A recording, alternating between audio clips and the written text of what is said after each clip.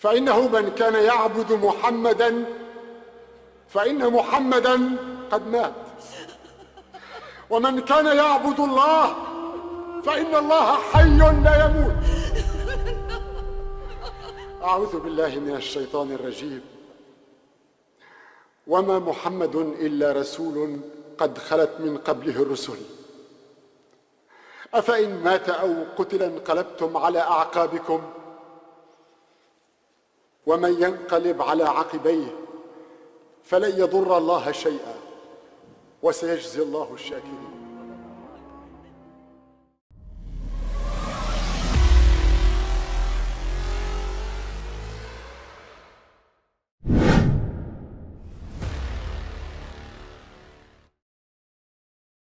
Setelah dakwah al-Islam yang sempurna dan Islam menguasai suasana, maka tanda-tanda dan bahasa-bahasa pengucapan selamat tinggal kepada dunia dan manusia mula tertera di dalam ungkapan dan ucapan Rasulullah SAW melalui perbualan dan perbuatan baginda. Pada tahun 11 Hijrah, baginda merasa sakit panas akibat daging yang diracun oleh seorang wanita Yahudi pada tahun 7 Hijrah ketika perang Khaybar. Kesan racun itu mulai tampak pada tahun ke-11 Hijrah. Di suatu malam, Rasulullah keluar ke kawasan perkuburan Al-Baqi'. Di sana, Rasulullah memohon keampunan untuk penghuni di kubur berkenaan. Baginda mengatakan, "Sesungguhnya kami menyusul datang selepas kamu." Dalam keadaan sakit itu, Rasulullah meminta izin kepada istrinya untuk berehat di rumah Aisyah, yaitu istri yang sangat dicintai oleh Rasulullah SAW. Suatu ketika, Rasulullah berjalan dibantu oleh Al-Fadlu bin Al-Abbas dan Ali bin Abi Talib untuk datang ke masjid. Lalu, baginda naik ke mimbar dan memberi khutbah kepada orang ramai.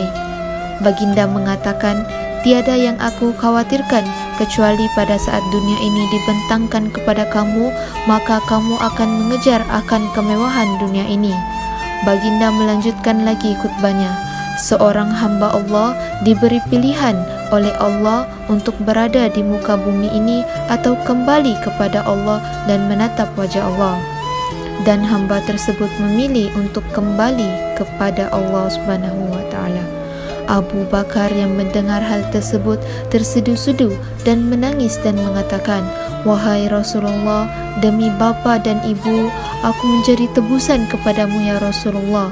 Rasulullah berusaha menenangkan Abu Bakar. Seluruh sahabat merasa hairan akan sikap Abu Bakar.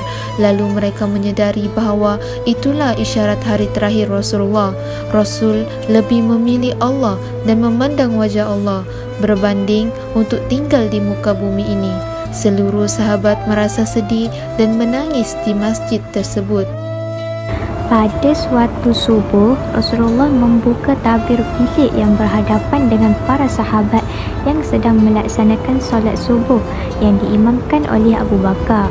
Para sahabat berasa gembira kerana mereka merasakan bahawa Rasulullah telah sembuh sehinggakan mereka hampir membatalkan solat tersebut.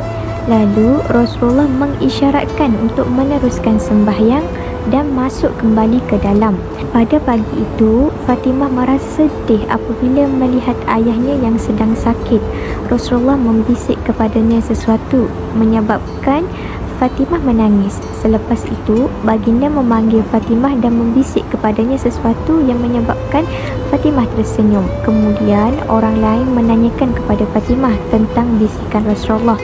Jawab Fatimah, baginda membisik bahawa Allah akan menjemputnya melalui sakit yang baginda alami ini. Itulah yang membawa aku menangis.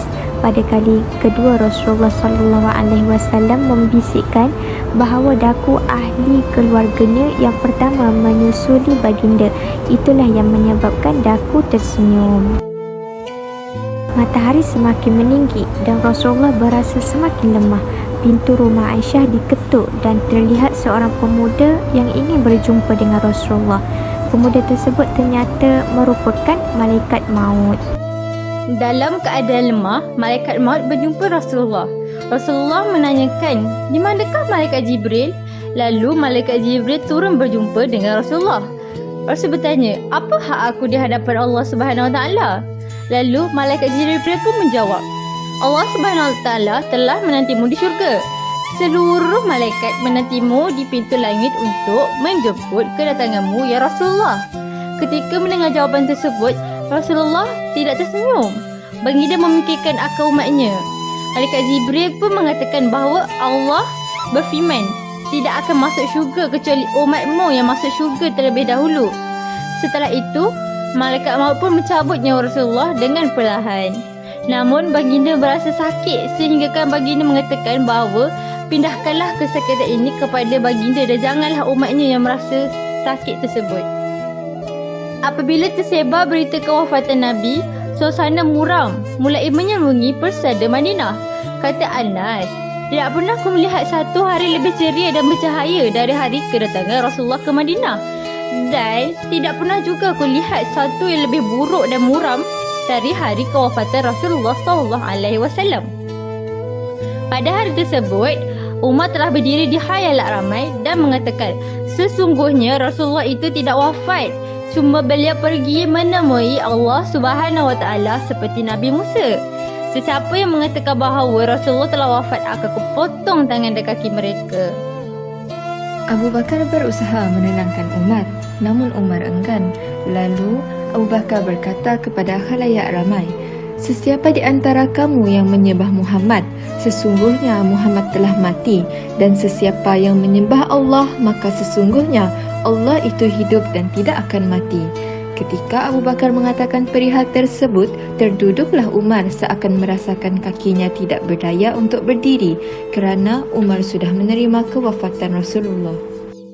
Maka begitulah peristiwa kewafatan Nabi yang telah memberikan kesedihan yang dahsyat kepada seluruh penduduk Madinah dan seluruh umat.